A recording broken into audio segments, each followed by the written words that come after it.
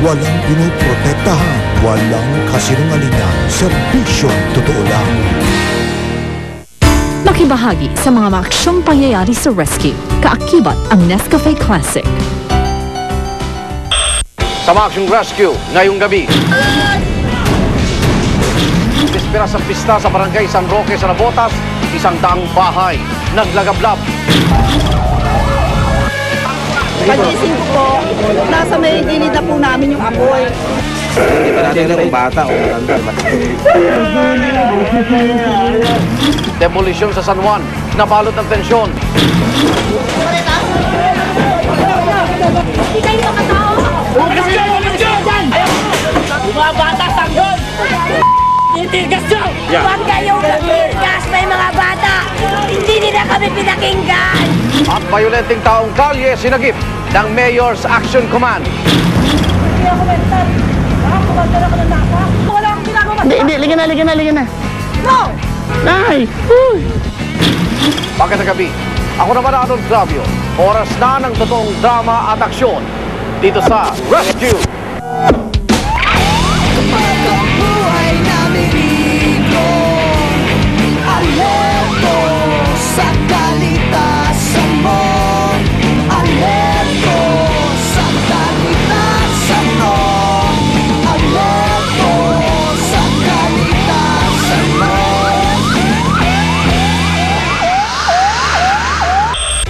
Batuhan, sigawan at walang humpay na kaguluhan.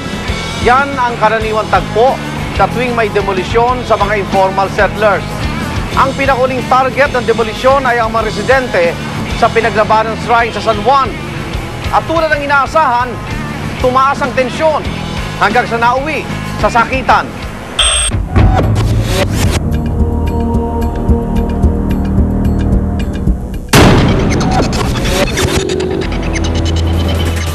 Alam naman natin, based sa batas ng Pilipinas, any national park or government site na ganyan, katulad ng pinaglabanan shrine, hindi talaga dapat lagyan ng mga informal settlers or illegal structures. So, ang ginawa naman ng city government ng San Juan, unti-unting i-develop yung government area, yun nga yung pinaglabanan shrine. Ngayon, itong sinasabi natin na relocation efforts, ito ay hindi naman basta na lang na ginawa. May mga proper notices na ginawa yan. In fact, ang city government nagtalaga lang ng area na sasakupin 55 families, 55 structures. Ngayon, sa 55 structures na yan, yun lang yung tatanggalin. Kasi yun lang naman pansamantala ang gagamitin na ng construction ng new city hall namin.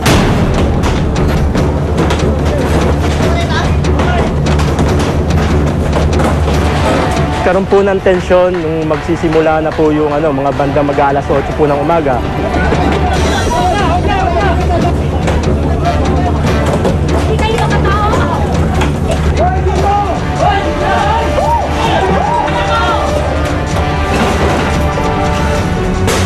Nagkaroon po ng batuhan. Parehas po, meron pong sugatan sa pulis. Meron din po sugatan sa side po ng mga i-demolish na bahay. Sa kaso po ito, meron po mga nabato sa ulo. Umalis kayo dyan! Pwede kayo kasali dyan! Umalis kayo! Pumasok kayo sa bahay nyo! Pasok kayo doon! Pasok! Pasok sa bahay! Pasok! Pumasok na kayo sa bahay! Pasok kayo doon! Umalis kayo! Umalis kayo dyan! Ayaw!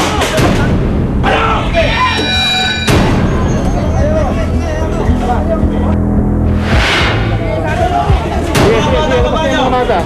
Mga bata!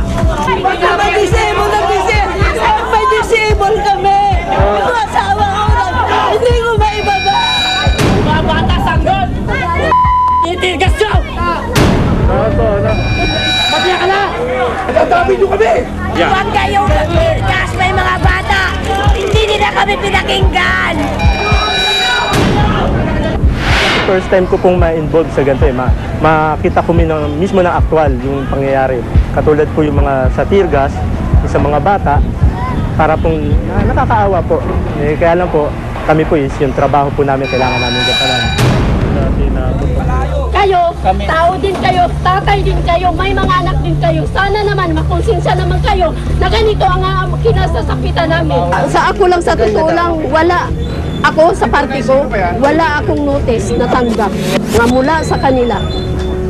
Sa galit nila na yun, siyempre, natural na sa kanila yun magalit.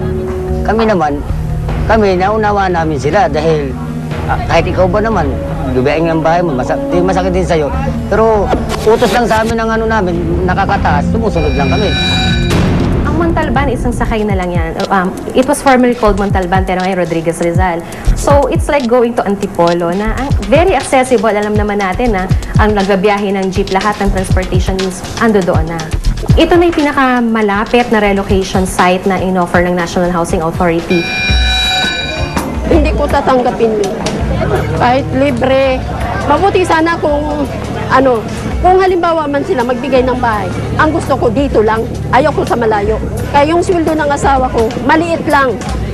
Kuntinto na nga kami, nga mag-ulam kami ng asin, basta magsama-sama kaming pamilya at malapit sa trabaho ng asawa ko. So kung napaalis o na-demolish ang bahay nila, napakasakit. And it caused not only, psychological problems, minsan hindi na nare-repair. Kasi po dito sa kaso po ito, sa demolition, imposible pong hindi po tayo magkaroon ng mga casualties. Maaari pong magkaroon ng kaguluhan, galing po sa kabilang grupo, o kaya sa grupo rin po ng gobyerno. Ang sa amin po dito, kami po nandito para po gampanan yung tungkulin namin na kung ano man po yung mga injuries na ilapit sa amin, dadalhin po namin sa ospital at bibigyan po ng first aid.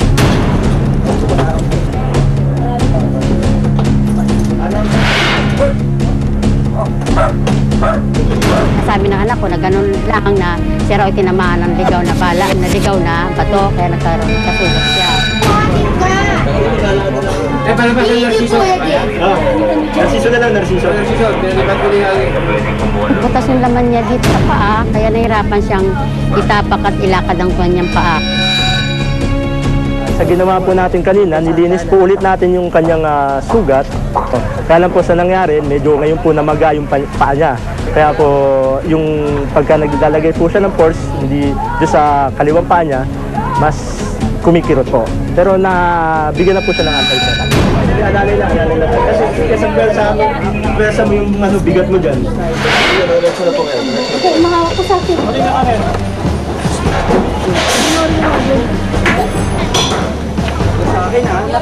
Posible pong ikamatay mo yun kung matetano ka Ang kailangan po natin dito, malaman din natin kung ano yung nakasugat sa kanya. Kung baka mamaya po, meron pong, siyempre, hindi po natin alam kung ano po yung mga ibinabato. Maaari po merong may bakal na may mga kalawang. Expose po yung sugat nila sa mga mikrobyo.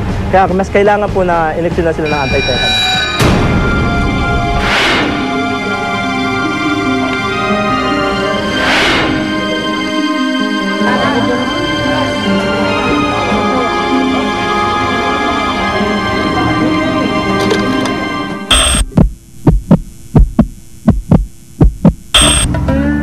Magandang pabahay ito, it's a bungalow type, although row houses, dikit-dikit din sila. Pero meron silang privacy at dahil nga separate yung mga housing. May payment scheme ang National Housing Authority, 200 pesos a month ang babayad nila. Pero may moratorium na 1 year. January 25, 2012 pa sila magbabayad ng 200 a month to give them time.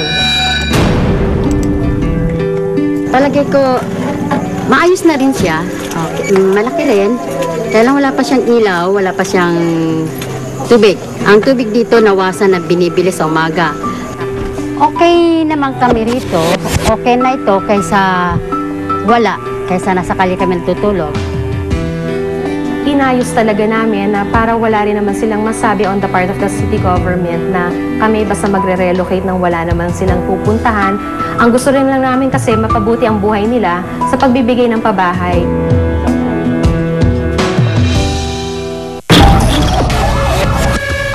Pagising ko po, nasa may init na po namin yung apoy. Hindi pa natin kung bata o matanda.